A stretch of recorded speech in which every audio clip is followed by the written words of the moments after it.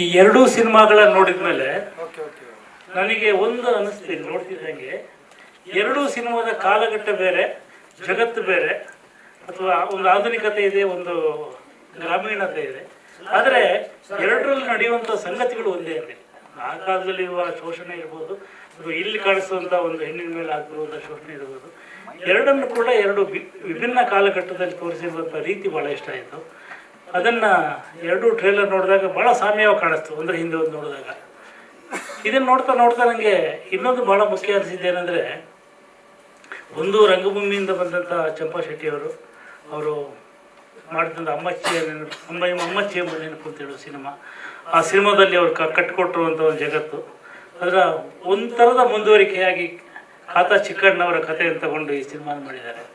ಹಾಗೆ ಪಿಂಕಿಯಲ್ಲಿ ಮತ್ತು railways children ಈ ಸಿನಿಮಾಗಳನ್ನು ಮಾಡಿದಂಥ ಪೃಥ್ವಿ ಕೊಡನೂರವರು ಈ ಸಿನಿಮಾದಲ್ಲಿ ಇವತ್ತಿನ ಬಹಳ ಮುಖ್ಯವಾದ, ಅಂದರೆ ನಮ್ಮ ಮಕ್ಕಳ ಕೋಣೆಗೆ ನಾವು ಹೋಗಲಿಕ್ಕೆ ಅಂಜುವಂಥ ಪರಿಸ್ಥಿತಿ ಇದೆ.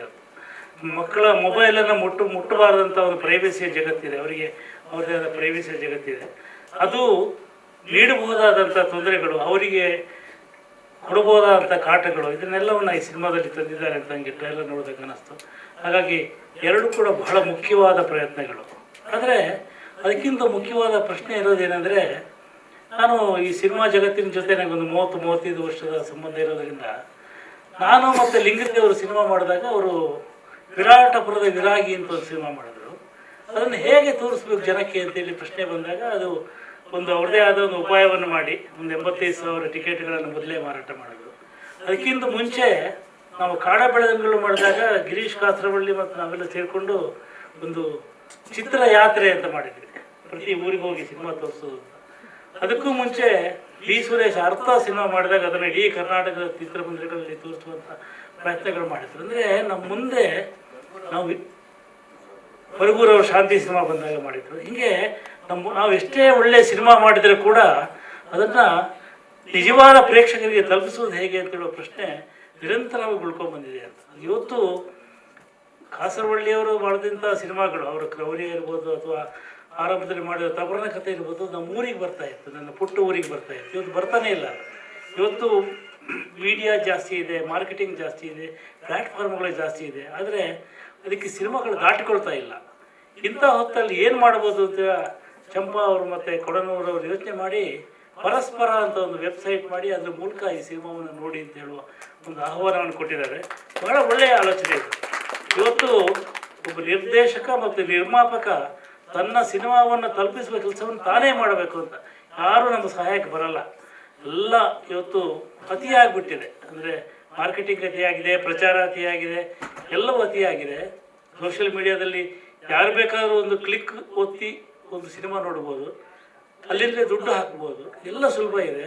ಆದರೆ ಆ ಸುಲಭದಲ್ಲೇ ಒಂದು ಕಷ್ಟ ಇದೆ ಅಂತ, ಅದನ್ನು ಹೇಗೆ ಹೊರಗೆ ಬರ್ಬೋದು ಅದರಿಂದ ಅಂತ ಹೇಳೋ ಆಲೋಚನೆಯನ್ನು ಮಾಡಿ ಭಾಳ ಸೊಗಸಾದ ಒಂದು ಆಲೋಚನೆ ಮಾಡಿದೆ. ಆ ಹೆಸರೇ ಚೆನ್ನಾಗಿದೆ, ಪರಸ್ಪರ ಅಂತ. ಅಂದರೆ ನಿರ್ದೇಶಕ ಮತ್ತು ಪ್ರೇಕ್ಷಕ, ನಟ ಮತ್ತು ಪ್ರೇಕ್ಷಕ ಅವರ ಮಧ್ಯೆ ನಡೆಯುವಂಥ ಒಂದು ಪರಸ್ಪರ ಸಂಭಾಷಣೆ ಒಂದು ಸಿನಿಮಾ ಅಂತ ಹೇಳಿದೆ. ಅದನ್ನು ಭಾಳ ಸೊಗಸಾಗಿ ಇವರು ಮಾಡಲಿಕ್ಕೆ ಹೊರಟಿದ್ದಾರೆ.